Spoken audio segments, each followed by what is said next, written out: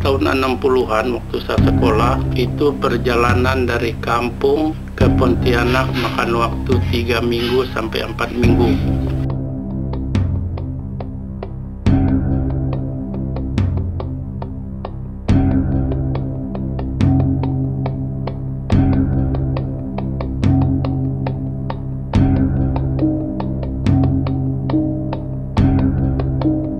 Dari simpang Sungai Embalo itu bisa naik sampan sampai 3 hari. Orang sudah mulai ulangan umum, pernah bapak baru sampai.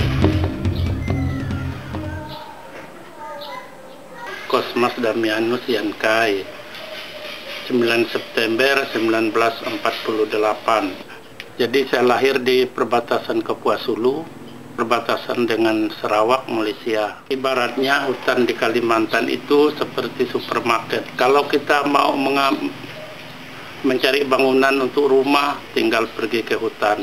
Kalau mau makan daging, pergi ke hutan, beberapa jam sudah dapat babi atau rusa atau pelanduk. Ke sungai sambil mandi bisa dapat ikan untuk makan 1-2 hari. Dulu waktu bapak sekolah tahun 50-an, di sana jarang orang masak air. Kami kalau habis olahraga sekolah tiarap aja di sungai sambil menyelam minum air. Nah, perbandingan sekarang, berladang pun kadang-kadang sudah sempit karena diambil oleh perkebunan kelapa sawit dan pertambangan. Sekarang orang sudah mulai susah berburu di hutan.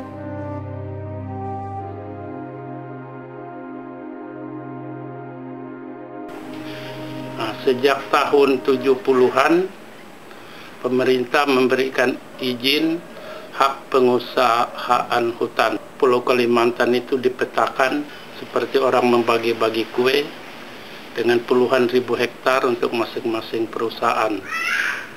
Tahun 80-an mulai masuk perkebunan kelapa sawit sampai sekarang ini. Kemudian 80-90-an marak penambangan emas tanpa izin. Entah itu kampung yang juga di-backing oleh aparat atau pemerintah. Tidak hanya HPH yang merusak hutan, tapi illegal logging, termasuk dari Malaysia. Dulu hujan lebat, mungkin mau 3-4 hari baru banjir sampai di tempat kita. Sekarang hujan lebat, dalam tempo 1 hari 1 malam banjir sudah meluap. Itu karena ketamaan sebagian orang untuk mencari uang, penebangan hutan besar-besaran, pertambangan emas yang menjadikan lahan pertanian atau hutan menjadi padang pasir, pembabatan hutan untuk areal sawit, itu salah satu faktor merusak lingkungan.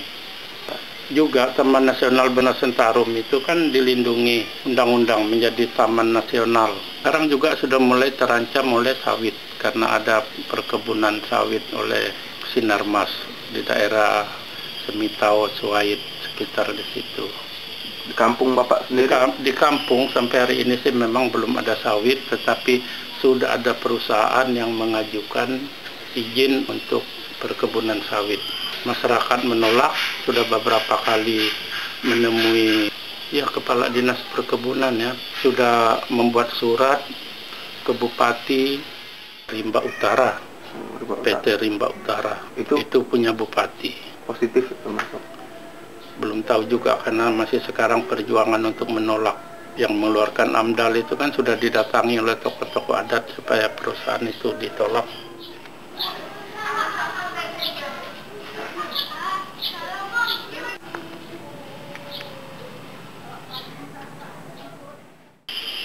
Jeleknya sawit itu sistemnya, bahwa mereka itu mengambil tanah milik adat, tempat orang berladang, kebun orang digusur, kuburan orang digusur.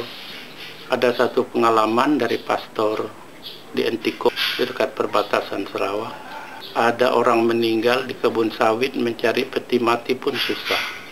Mereka pergi ke Sarawak ambil kulit kayu untuk peti mati. Kemudian banyak penipuan, yang seharusnya mereka dapat petak dari 10 hektar, mereka serahkan 8 hektar ke perusahaan, dia dapat 2 hektar. Karena dia sudah dibatasi hanya 2 hektar, sedangkan dia sendiri beranak cucu. Mungkin pada tahun pertamanya cukup. Nah, untuk tahun pertama cukup, nanti anak-anaknya kawin, punya cucu, ya tidak cukup lagi. Dan mereka selalu berutang, bayar kredit. Padahal itu tanah mereka. Membeli tanah pun murah. Di pedalaman kadang ada yang 500.000 1 hektar, ada yang 1 juta 1 hektar.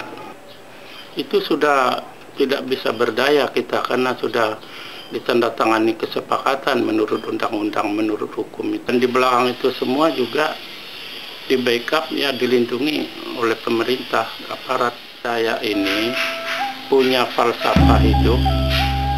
Hutan itu sebagai nafas, sebagai darah dan jiwa orang Dayak. Jadi tanpa hutan orang Dayak mati. Jadi alam Kalimantan itu sudah, yang disediakan Tuhan itu sudah susah, sudah rusak.